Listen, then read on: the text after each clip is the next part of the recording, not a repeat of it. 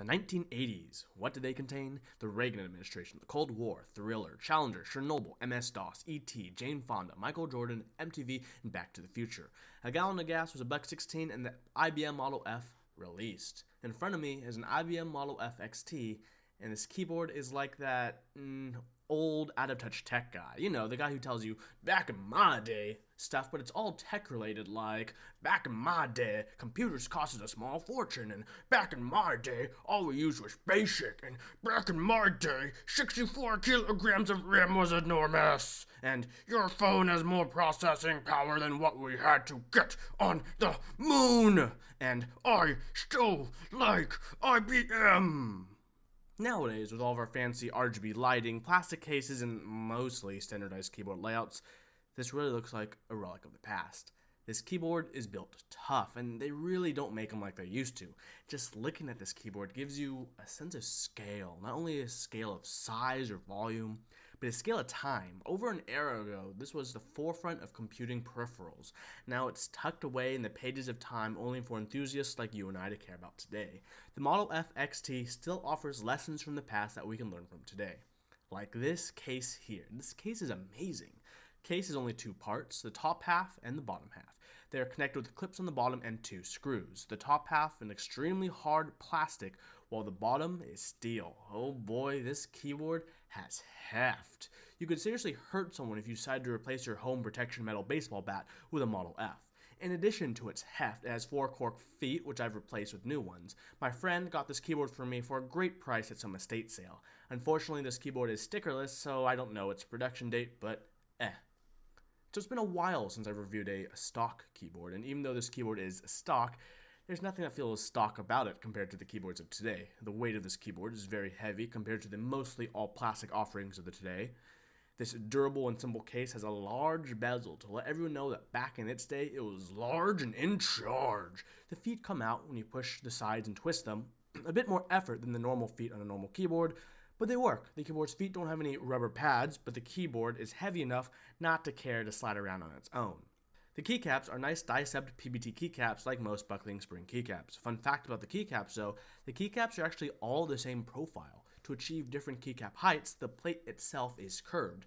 And of course, the keyboards of today are slim throughout time. A curved plate wouldn't work in this future of slimmed high-tech gadget, which makes you wonder how much cheaper was it for IBM to make a curved plate as opposed to different profiled keycaps. In my opinion, these capacitive buckling spring switches are much nicer feeling than their membrane cousins that are normally found in IBM Model Ms. Without the need for the plastic membrane, there's a very crisp feeling when the spring buckles and the flipper slaps the PCB. This keyboard is perhaps one of the best granddaddies of clicky keyboards out there. And this layout of this keyboard is kind of a mismatch of things that do and don't work. So we have a short left shift, ISO slash, tilde placed on the right side next to the apostrophe, enter is vertical, and for some reason the closed bracket key isn't 1U. So an interesting design tidbit with this keyboard is the stabilizers at this time weren't really used on this keyboard aside from the spacebar. All the keys that are bigger and normally might require a spacebar like numlock, scroll lock, enter, backspace, all of these are simple one normal U-sized switches and keycaps with an extended keycap. Hence, that's why they look the way they do. But despite the fact they lack stabilizers for different various keys, they all feel fine and press the same no matter where on the keycap you press it. And this is going to be due to the really thick PBT keycaps and the width of the keycap slider. This allows the larger keys, like enter and backspace, to still feel very stable regardless of where you press it. And although overall it's not super comfortable unless you press these keys elsewhere than the raised section. Despite the praise I have about the switches and how wonderful they feel, this doesn't mean this keyboard doesn't have problems of its own. If this keyboard was perfect, we'd still be using capacitive buckling springs, but for better or worse, the peripherals market has moved on, leaving behind this relic of the past. The bezel on this keyboard, and while it looks great and period correct with the technology, it's sturdy and enormous, it's too big, and it's not even the biggest Bigfoot model, the Model F, which boasts an even larger bezel size. Bezels have their time and they have their place, but this is too much. The annoyance of the larger than 1U keys is obvious once you start really getting to typing with this keyboard quite a bit. This keyboard can suffer from its own electrical woes of its own as well. The PCB rests along a metal plate, which rests along the case, which is steel at the bottom. The case, if tightened too much or not tight enough, will cause the metal plate to rub against the bottom steel case, and when that happens, you will get annoyed because random keys will be firing off or stay registered and actuated even though you're not even touching the keyboard.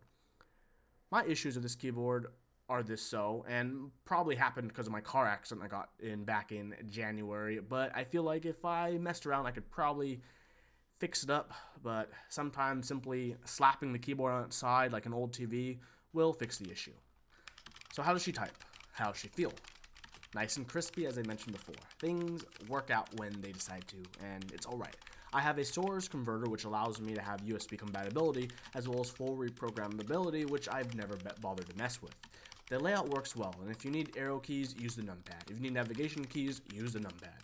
I like where the control is, being where the caps lock is, and moving caps lock down and over. The keys don't feel light, but they don't feel heavy. Vague, I know. They feel quite perfect for what I want them to be in a buckling spring keyboard. This would be a great keyboard for someone who types quite a bit every day without needing to worry about the noise. But unfortunately, you can only find these keyboards secondhand these days. There is no production on any Model F XT keyboards aside from the new F62 and F77 models that are currently being run on modelfkeyboards.com. Check it out now if you're interested in new production capacitive buckling spring keyboards with a smaller form factor than the Model F.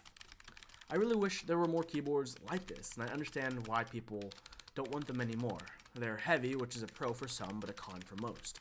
It's big, unnecessarily big, and in a thin age of razor-thin chiclet keyboards, touch keyboards, this keyboard is seriously out of place. Bring it to the office and you'll be that kid who wore a kilt to school. I mean, sure you can, but why?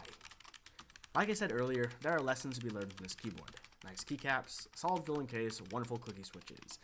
These days, it seems like it'd be too much to ask for if you wanted all of those things, and I enjoy this keyboard, and I look forward to my smaller F62 coming in the future.